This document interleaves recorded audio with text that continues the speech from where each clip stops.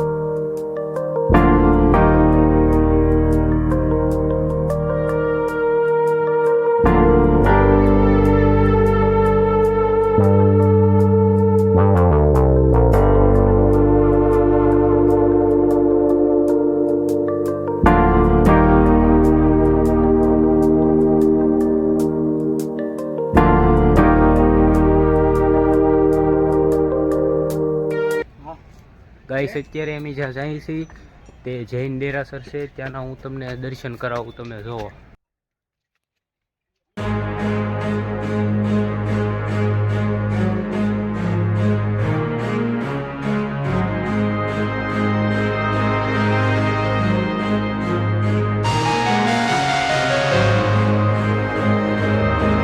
મંદિર બંધ હોવાના કારણે હું તમને મંદિરના દર્શન નહીં કરી શકું, કારણ કે જૈન દેરાસર અત્યારે બંધ છે, એટલે ત્યાં અંદર નથી જવા દેતા. એટલે હું તમને બહારનું જ તે ખાલી લોકેશન બતાવું.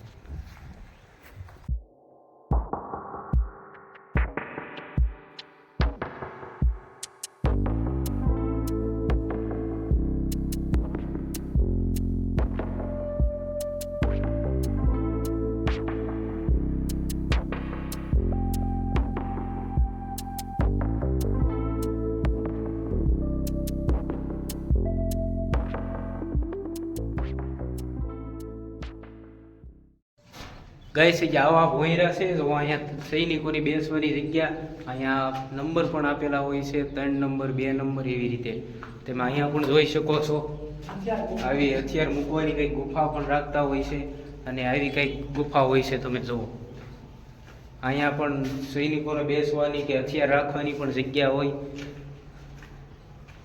જુઓ તમે, પહેલાના જમાનાની કંઈક આ રીતની ગુફા હતી.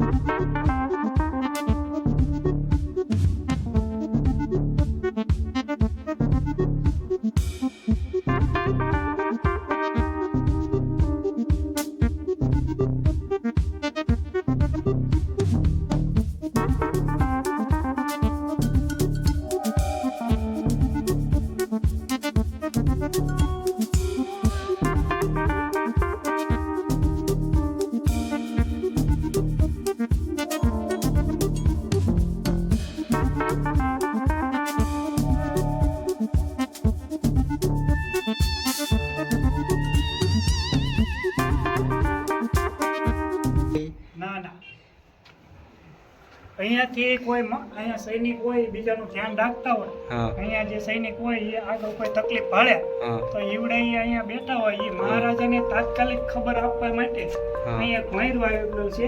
હા. અહીંયાથી સીધા જે મહારાજા બેઠા હોય હા. વીર હેબલવાળા એને ખબર આપવા માટેનું અહીંયા ભોંયરું આપેલું છે.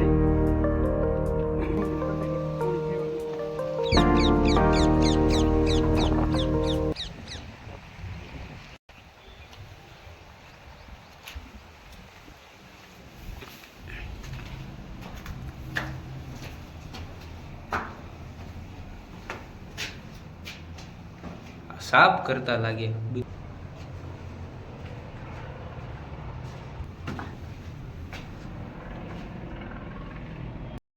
આ ગુફા કાંઈક આ રીતની છે. અહીંયા તમે સુવાની જગ્યા પહેલાના જમાનામાં સૈનિકો રાખતા, અને આ જે તમે ફોટો જોઈ રહ્યા છો ત્યાં હથિયાર રાખતા પહેલાના જમાનામાં રાજા મહારાજા ને સેનાપતિ. અને અહીંયા કંઈક બેસવાની પણ જગ્યા છે.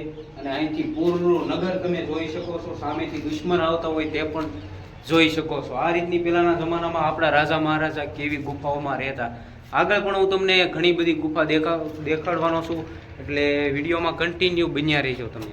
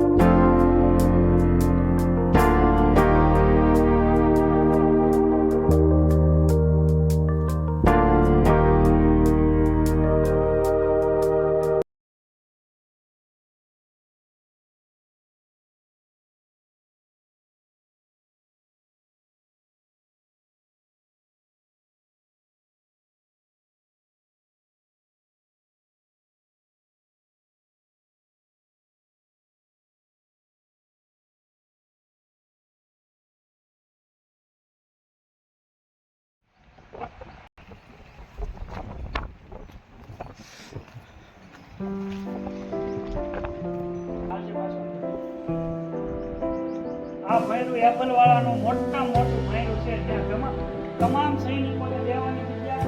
વચ્ચે જે હેબલવાળા છે એ બધાને સૂચના આપતા કે આ મોટામાં મોટી બેઠકનું ભોંયરું છે. અહીંયા તમામ સૈનિક એકઠા થતા. આ કેટલા નંબરનું ભોંયરું છે? આ છે 12 નંબરનું ભોંયરું.